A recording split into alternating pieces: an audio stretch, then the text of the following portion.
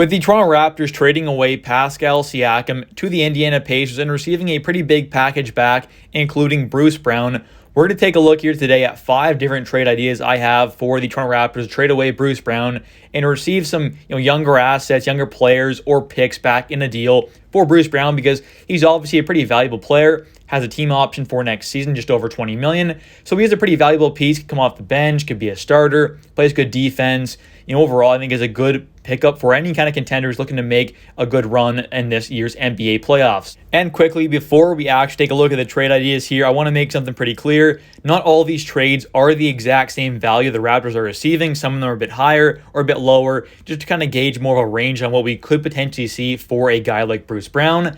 And also, let's remember, Bruce can only be traded by himself. Player-wise, he can have picks attached to him, but not other players because he was traded so recently. So that obviously factors into things as well. Starting off here, take a look at the first trade we have. The New York Knicks are receiving Bruce Brown for Evan Fournier, a matching contract, obviously just going to make the money work. He also has a team option that'll be declined, so it's only a one-year deal really just to kind of fill the salary and make this deal happen. And then the Raptors are also receiving, though, a 2025 Milwaukee first-round pick that is top 4 protected, but obviously, Milwaukee's not going to be that bad, so it's going to convey. And, it's a solid pick to get for the Raptors. And the Knicks still keep all of their own first-round picks. So this offseason, they can obviously go out there and trade a bunch of stuff away to potentially still go out there and get a superstar as well.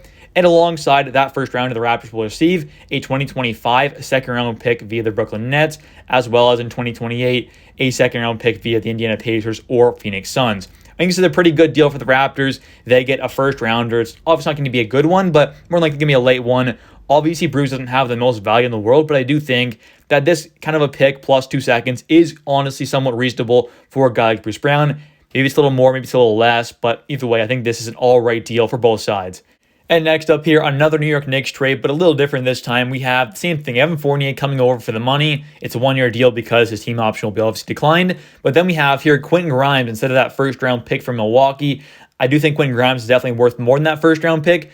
But obviously, like I said at the start of the video, not all these trades are going to have the exact same value. Some of them are going to be a little different. So maybe it is Quentin Grimes and only 1 second-rounder for a guy like Bruce Brown alongside Fournier. Maybe that's what it is, honestly. But either way, I think this is a pretty fair deal for both sides as well. Same thing. The Knicks still keep all their first-round picks plus that Milwaukee one.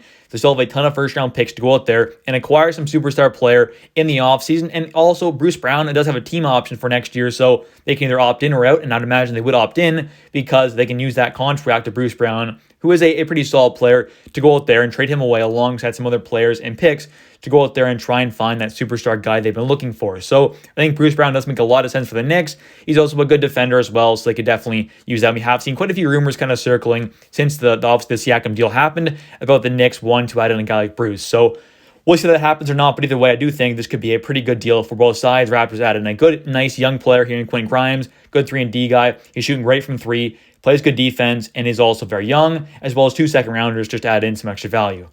And next up here, we have the Oklahoma City Thunder acquiring Bruce Brown for Davis Bertans, who's here to make the money work. He does have a team option for next season, so you don't have to worry about that money going on to next season as well. Then you have Alexei Pokusevski, a decent young guy who hasn't barely played at all so far for the Thunder this season, as well as a 2025 first-round pick via the Philadelphia 76ers.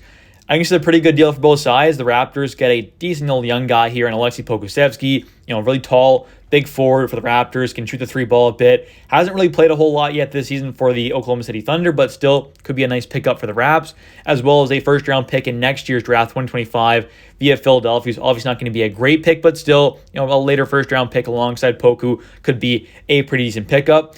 As well as the Thunder are getting Bruce Brown here, who has some NBA championship pedigree. He won it last year with the Denver Nuggets. He's also a pretty solid defender, could be coming off the bench or as a starter, and you're not giving up anything off your roster right now, and you're also not making any crazy moves or giving up a ton of assets. They'll still have so many picks and young players to still go out there in the offseason and acquire that superstar guy as well. And next up here, we have the 76ers acquiring Bruce Brown for Marcus Morris Sr. just to make the money work alongside Furkan Korkmaz. Same thing, both expiring deals just to help make the money work. Alongside Mo Bamba, could be a decent backup center potentially for the Raptors to have, although Jonte Porter's been pretty solid. I wouldn't mind adding in another guy there as well in Mo Bamba. And the Raptors are also receiving a 2028 first-round pick via the Clippers, as well as the Clippers' 2029 second-rounders. So Obviously, those picks are way in the future, but that's kind of the bonus of it as well. Maybe they don't want to do that because these picks are kind of pretty valuable, even though they're way in the future.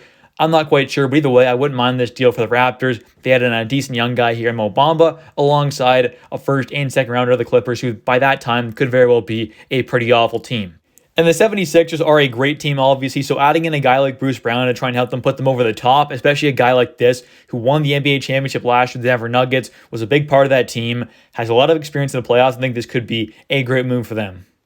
And the last trade we're going to take a look at here today is the Dallas Mavericks acquiring Bruce Brown for Richaun Holmes, who's obviously more of just a cap dump here, hasn't played a whole lot for the Dallas Mavericks so far this season. He does have another year on his contract as well, unfortunately. That's kind of why I think there is a bit more assets involved in this deal as well.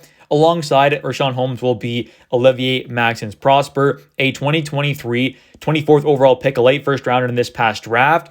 He's also Canadian as well, so it could be a decent pickup for the Raptors. 6'8" forward could be exactly what this team needs, as well as a 2025 first round pick. Could be lottery protected or top 10, whatever you want to do on there. That's definitely a possibility. But either way, I think this is somewhat of a decent framework for a deal here. Obviously, the Mavericks could offer Richaun Holmes' contract. The Raptors eat that. And that's kind of why they get Olivier Maxence Prosper in this deal as well.